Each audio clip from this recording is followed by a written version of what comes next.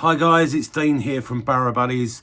We're going to do a Q&A today, questions and answers session, because it's been a while since I've done one and I've had quite a few people ring me and text me just asking different questions and trying to sort out quick fixes for their power barras, and just basically people asking about different things and products we do here at Barra Buddies. So I'm going to try and answer the best I can, to the best of my ability. So I think we'll start and let's fire away and get answering the questions. Right, we've got Gary from Sevenoaks. I own an Extreme 24 Powerporter and I was thinking of getting one of your swivel wheel kits. I know you said on other posts that you need a lower kit for this barra. Why is this? Well, the reason, Gary, you need a lower kit, because on the Extreme, you've got like quite a level bed where, say, the Mark 8, the barra frame sort of like tips towards the front wheel. It's the way it's designed because it has a lower stance handle. Where your barra stays more or less flat, because it's quite a large barra and it has a big high pram style handle. I mean, the reason I do the lower kit is just so it keeps it level at the same height as what you've got already, so you're not changing any dimensions of your handle.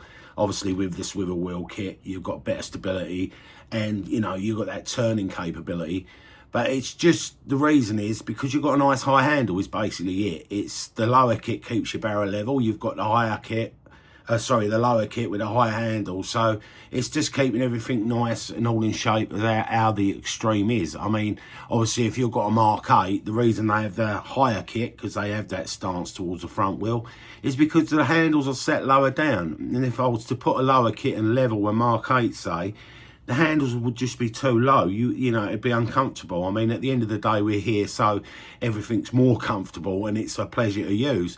Where that's why on the Mark 8 you'd need the higher kit, because it raises them back handles, keeping that sloping down towards the front wheel like it naturally has anyway. So that's the difference basically between the higher and the lower kit.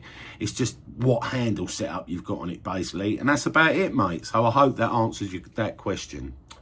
Right, we've got James from Dudley. I'm thinking of getting one of your swivel wheel kits for my big boy barra, but I'm worried that it will lose some stability as the wheels you use are smaller than my big boy ones. I like the fact you can steer, but my concern, will it tip over? A good question, James.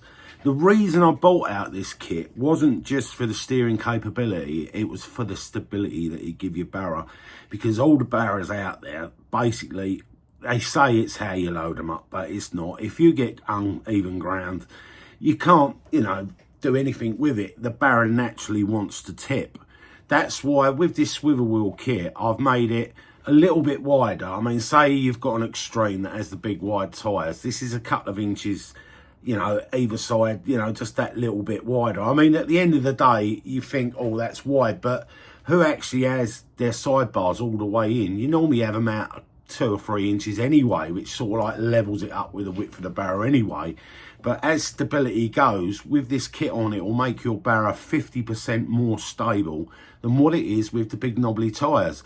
Because not only, I know we're going down to a smaller wheel, which you think, is going to lose on stability, but it's not, because the stance is wider. And not only that, with a swivel wheel, when the barra tends to tip, the 2 wheels will do that. They'll go in conjunction with each other, and it sort of like will make the handles move round a bit. And where you're steering, you're automatically correcting it. So when a normal barra would try and tip over, the wheels turn into the way it's tipping rather than tipping, and it stops the barra going over. I mean, it's not going to go, if you go over a cliff, it's going to turn over. You can't be off it, but it really reduces the tipping of what you would have originally. I mean, there's about over 400 out there now. You've only got to look at the feedback, and it does make such a difference on the tipping. It's just, it's just the way it is. It's the way it's designed.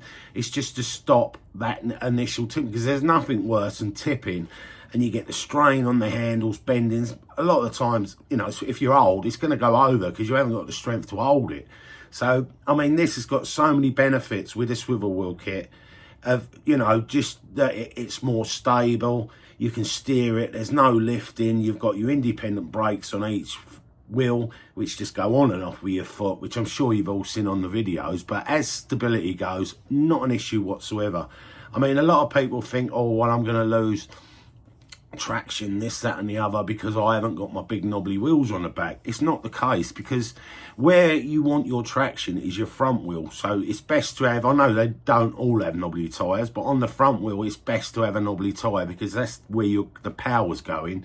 You're getting the grip. The back wheels are just like if you're towing a trailer.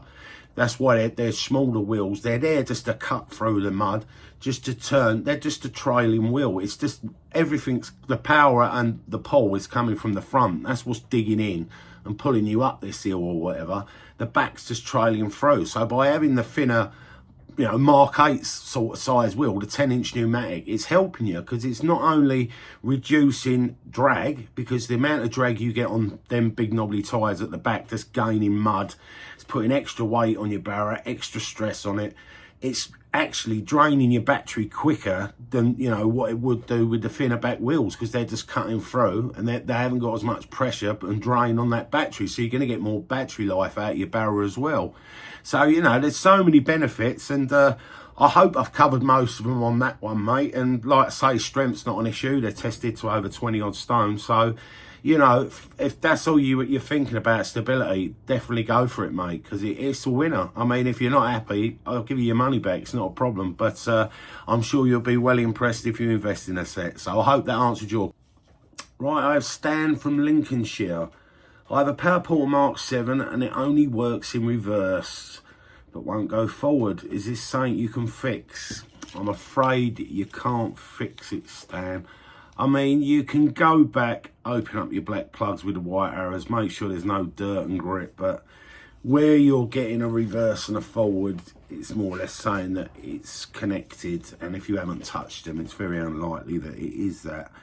There is something you can do to get out of trouble if you can't afford a new part at the moment, because the part you need is a little black box under the battery tray, which to take off is literally 2 screws under the battery, which you just take them 2 little bolts out, cut the cables or ties off, which the armoured cable is running down either side of the battery tray, go to the complete opposite side to the cylinder part of the motor, take off the 2 spade connectors, thread it back through the crossbar, and that black box will come off. Be very careful with the black box, because if you go, the only place you can purchase them is actually Powerport, because they're licensed to them and they're the only people that can sell them. But be careful when you're going for the new box, because there is different types of plugs. They do look very similar. One has like a round circle serrated disc when you undo it, and the other one has like a spring-loaded toggle, which looks very similar, but he's just got a little bit either side of the round piece, and it has like a padlock emblem near the white arrow as well as the white arrow.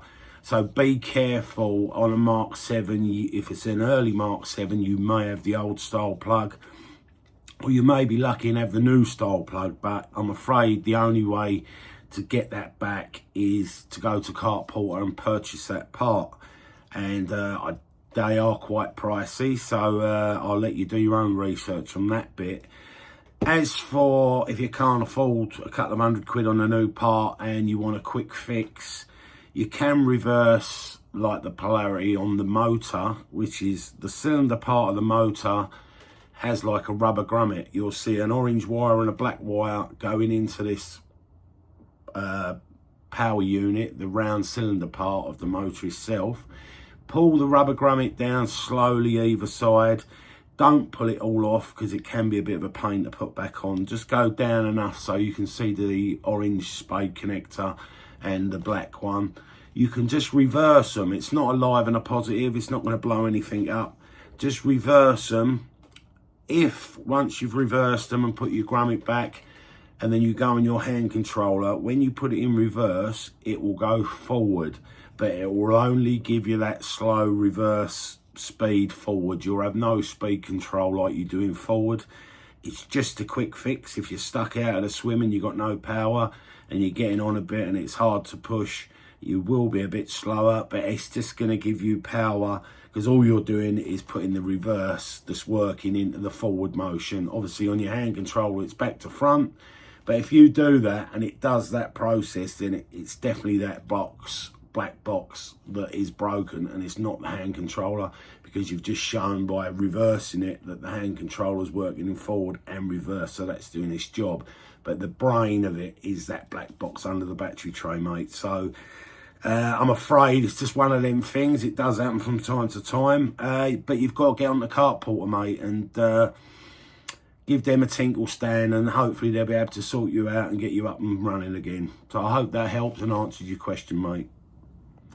Right, I've got Crew from Bolton. I've got a puncture in my Mark 8 Powerporter. What's the best way to fix?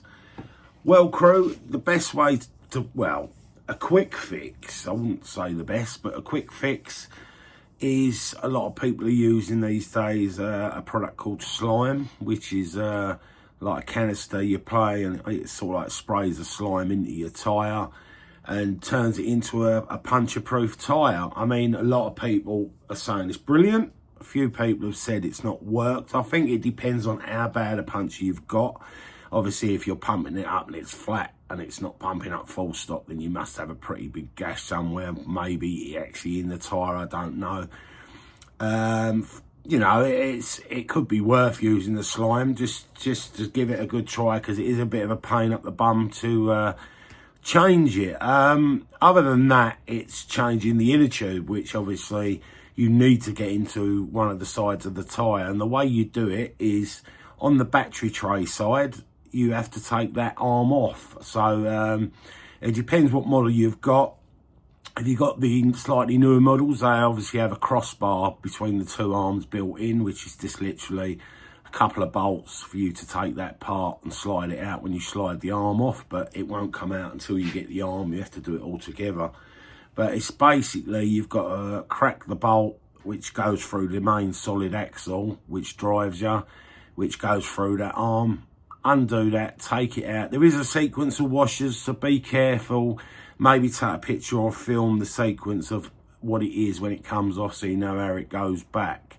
You can do it with the black box still attached. It is a bit more fiddly. If you want to detach the black box, just go by my last post when the question got asked about taking them off, and that will show you how to take that bit off. But you literally, as soon as you've got that bolt and washers out the end of the axle and you've undone that crossbar bolt, you know, if you take the black box off, you know, it's a little bit easy. You've got a bit more manoeuvrement, but obviously then you've got to re-cable tie all your electrics back down. So, you know, you do have just enough room if you want to leave it on. Pull the arm off, so you got free to one side. When you open up to one side, you've got the wheel with just the axle bare running through on that side. Obviously then work as you would do as a push bike, taking it off just one side, taking the tube out, checking for any sharp objects. When you feel that it's all clean and free in there, then put your tube in, obviously put your tyre back on and reverse the process, and basically that's it. So it's either go with a slime if you've only got a slow puncture in it and you just want it, you know, to fix and hopefully never get a puncture again, or do the inner tube route, mate. But that's about the only way. I don't think there's anyone out there that's going to do it for you. I don't get involved because, depending on age, some of your really old ones, you know, you might have bearings and that broken. It just can be an headache. So basically it's saying you got to DIY it and do it yourself, because I don't think you can ask Carporter, they may do it. You can give them a tinkle and see if they do it, but other than that, I don't think they do. But you know, you may get lucky. But other than that, it's do that process, mate. So I hope that helped and give you some idea of what to do. Right, we've got Tony from Stamford. I snapped my speed control off my Mark 6 power barrow. I've tried to get a new one from Carporter, but there's none available for mine as it's an older version. Is there any way you can fix this? Well, Tony, it depends. I think that you're referring to the round dial, which you get your speed control, where you actually click on, where it turns on and it gives you your power, how fast or how slow you want to go. If that's the case and you've snapped that, because obviously you've got the big round black button and it's got like some had a light blue, some had a white, like splined bit of nylon sort of thing. And if you've snapped that off from there, which is where it would if it took a bash, It depends how much you've got sticking out. I mean, if you've got a little bit sticking out, then you're in luck. You can just turn it, you know, with a pair of pliers or anything, just to give you full power, because you can just leave it on full power, because you don't really want to use any of this slow speed anyway. So turn it to full. If it's snapped and you literally can't, you've got nothing to grip on, but you still can see inside, you can get something hot and sort of like melt inside that bit just to get a flat edge. So maybe even just heat up a penny washer and just dig it into it, just so you've got something that will give you a bit of bite just to turn it, because you've got nothing to lose. I mean, you can't buy a new one, and you're going to be buggered because nothing else is going to actually fit or connect to it, unless you're going to go maybe to one of the other websites, I think Barra Conversions or whatever, and see one of them on there who deals in a lot of the Chinese electrics, and they may be able to put a Chinese speed control onto it.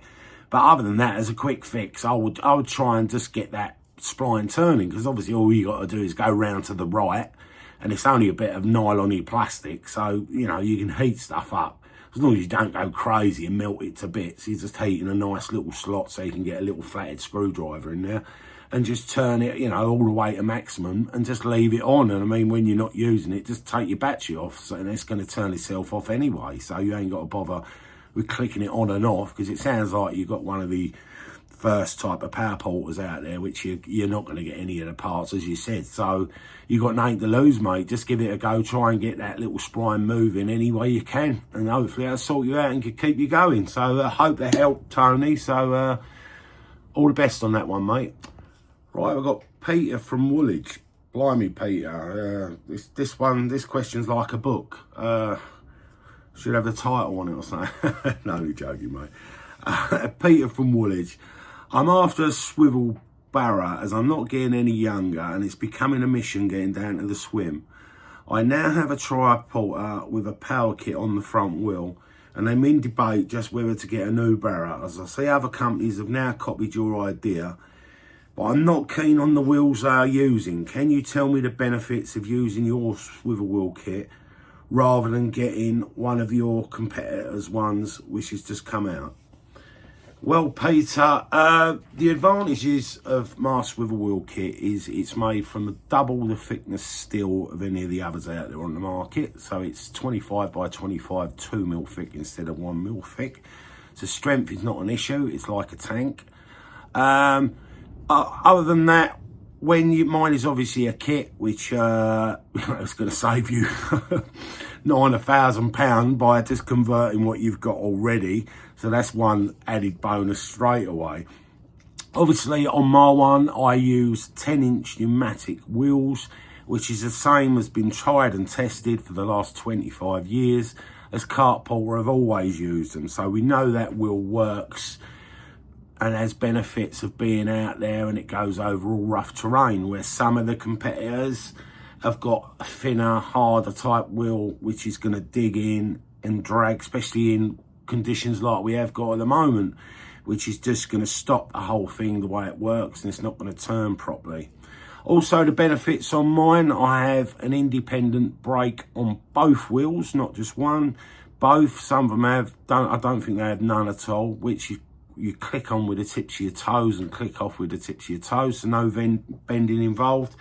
But not only that, it doesn't stop you, it stops you from going forwards and backwards. But not only that, it stops the wheel swiveling full stop. So it's a total lock from going round clockwise or anti-clockwise or backwards and forwards, which is an advantage. And also, I have a brake adjustment on mine, so you can adjust the brakes if you ever need to adjust them. And it's not only a brake adjustment, it acts as like a buffer, like a cow catcher, to push mud away from the wheel, because obviously all swivel wheels are enclosed units. They're a wheel with 2 arms, and you can get a lot of mud build up, you know, and clog up in there. Mine deliberately has a shaft with a nut on, which sits really close to the wheel as it's spinning. So as the wheel's gaining mud and dirt, this bolt pushes the dirt and mud away, so it's automatically cleaning itself all the time, so it's never going to clog, and it's going, you know, keep you running and keep the wheels working as they should do. So that's the benefit of that one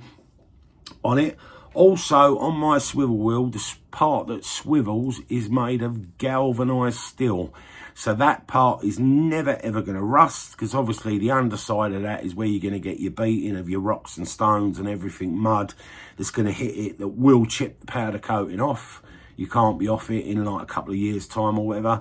And when that metal gets bare, if it's bare steel, it's going to rust. But mine will not rust there, because that part is deliberately made from a more expensive steel, which is galvanised, which it won't rust. So you're never going to get the thing in a year or two thinking, oh, this won't swivel. You know, it's as if it needs a grease up. Mine have got enclosed roller ball bearings inside the swivel wheel. You leave the cable ties on. A question that got asked a lot: do I cut them off when I purchase a kit? No, you don't. You leave them back on. You can service your swivel wheel kit, say once a year. Just cut them cable ties off, repump them with grease. You'll see it's got a big line of ball bearings running all the way round. Keep that well greased up. I mean, you know, you probably might even have to do it every couple of years, but give it a good greasing up and just put a new cable tie over the top. Don't go too tight, so it's going to hinder the way it swivels. Just a nice little nip with a cable tie, cut the end off. Then your wheels are all serviced and you can service them yourself. It's not a problem. Easy enough to do, take you about 10 minutes, and that's once every couple of years. So that's the benefit of it. Obviously, my swivel wheels have a little tiny bit wider stance. That does help dramatically in stability, which we've talked about in other comments. So I hope that gives you an idea. So you can either go out and spend over £1,000, or you can buy the kit with what you've got already and have, you know, the best of both worlds for a darn sight less. So I'll leave it up to you. Do your own research. Don't take my word for it. Have a look out there. Watch all the videos. We're now on Facebook. Facebook groups is the best to get in contact with me. I'm also on TikTok, YouTube, Twitter, etc. All the rest of them. So if you want to watch any videos, just get out, have a look, and do your own research, mate. And I hope that helped. Right, we've got Danny from Peterborough. I see you have waiting lists. What is the waiting time for a swivel wheel kit for a Fox Power Barrow? Well, Danny, it depends what Fox barrow you've got. There is, I'm afraid, on all of them about a 3-month wait time at the moment. That's just a rough estimate because I'm so busy, and obviously the lists are growing every day. I don't take money up front at all, so there's no deposit, no payment taken whatsoever. All I take off you is your name, what barrow you need it for, and your phone number. And then a few days before it's ready, you'll get a call. We'll sort out payment and address details, whichever way you want to do it. And, you know, that's basically it, mate. So there's no commitment. There's nothing at all. Even if you change your mind 3 months later and I'll give you the call, and, you know, you've either lost your job or circumstances have changed, or you've got too ill and you can't fish anymore, or what, any reason at all. There's no obligation. There'll be no stress. If you say, I don't want it, it's not a problem. We'll just say, fair enough, I'll either take you off the list or you can be put back to a later list, whatever's the best for you. There's no pressure whatsoever. You know, it's just a waiting list. So when it's done, I mean, if you don't have it, the next person will have it. There's that many on the waiting list at the moment. And like I say, they are getting more popular because when you use them, you'll never go back. So a Fox one, you will have to measure the width for your barrow, because on Foxes, they do have different versions, obviously, but normally the transporter is the widest one. So what you got to do is measure the width for the barrow frame itself, not the bottom of the leg where your old wheels are, the actual barrow frame itself where the back leg attaches to it. So if you measure the distance from outside edge to outside edge when you go to order one, get to me with the sizes. I will ask you this question anyway, you know, with them sort of barrows. I mean, cart porters are all the same, so it doesn't matter. They're all that just under 20 inches in width anyway. So, but other barrows have different widths. So obviously we've got to make sure that it's made specifically for your barrow, so it's all the right width and everything's going to work properly. So that's what the weight is at the moment, mate. But obviously the faster you get on the list, the better for you, because the lesser the weight, because, you know, I might have an influx of a load more and then it will go up another month. So it's best to get on the list, even if, you know, you ain't got the money now and you think, well, in 3 months I might have. So I'm on that list anyway, and I can pull out at any time. So, you know, it's up to you, mate. If you want to get on there, just give us a bell. You know my number, 07808 048 513, or join my Facebook group or any of my social media platforms, and you can get on that waiting list. Right, we've got Kevin from West Mersey. I'm thinking of getting a power barrow. In your opinion, what's the best barrow out there? As I've recently had a hip hop, sorry to hear that, and it's time to get back out there, and I need as much stability and manoeuvrability as possible. Well, in my opinion, there is a lot of barrows out there, but, you know, everyone has their own preference. I mean, where you're obviously on the mend now, because a hip operation is a big operation. I know, because one of my mates is about to have one soon, and it's a big recovery process. So don't get out there at all until you're more or less there, you know, and ready to go. But in my opinion, if money's no object, I would get the extreme barrow, but put one of my lower swivel wheel kits on it. Plenty of power and grunt, a big barrow. I mean, if you don't want something as big as that, then, you know, scale down and go through the rest. There's some great barrows out there by a lot of the big boys. But in my opinion, if money's no object and size is no object, and you're going in like a van or whatever, is just get that extreme and put that lower swivel wheel kit, because I feel that, just in my opinion, it may be my height, because I'm quite a large and tall fella. It just feels, you know, the best for me of the way it moves and the way I can handle it, because it's just total control. But, you know, definitely having the swivel wheel kits makes such a benefit, because stability is going to be a lot better for you. And obviously you ain't got a lift, and you don't want a lift when you got a dodgy hip. You want as much help as possible, you know, just to get you to and fro. So that would be my personal opinion. Other people may have different opinions. They may think the Mark 8 or something in that sort of a frame where it angles down feels better for them. But basically, if you get a chance and you're going to purchase one, have a go with them with their normal wheels on and see how they feel for you. And I mean, obviously, if you take away that you haven't got to drag it, because with a swivel wheel kit you're going to turn, you know, then probably make your mind up that way. But, you know, just go out there and give them a test, and hopefully, you know, I've helped you a little bit in thinking about what barrow is going to suit you the best. Hope that helps. Right, we've got Dave from Oakhampton. I have a Mark 7 power barrow, 24 volt. Can I put a lithium battery on it? Is because mine seems to drain quite quick, and it does feel a little bit sluggish at times. Well, you can test your battery, Dave, with a voltmeter. If you don't have one, your local car spares shop or somewhere like that should test you it for free. It's only putting a live and a positive prong on each side of each battery, because obviously you've got 24 volts, so it's two batteries bridged. And you just got to test that the volts are okay. Is anything over 12, they should be fine. I mean, if you did want to go, like you said, about the lithium battery route, I'm not an expert on lithium at all. So I think it's AL Technologies. Seem to be getting some brilliant feedback. They do the batteries. Or if you want to go into it more, you can join a group. Better look at this one because it's a bit of a mouthful. But you can join a Facebook, great little group with great guys on there with great insight. And it's on Facebook under the groups, and it's called Carp Fishing, Barrow Conversions and Conversion Insight. So you join their group, mate, and, you know, there's a lot of them that have changed to lithium, because I think you've got to be careful with lithium where it's the quality and grade of the battery you buy and whether it's capable of working with the electrics you've got. So them guys on there are going to have a lot better insight of, you know, what's the best to go with the route and the battery setup you've got.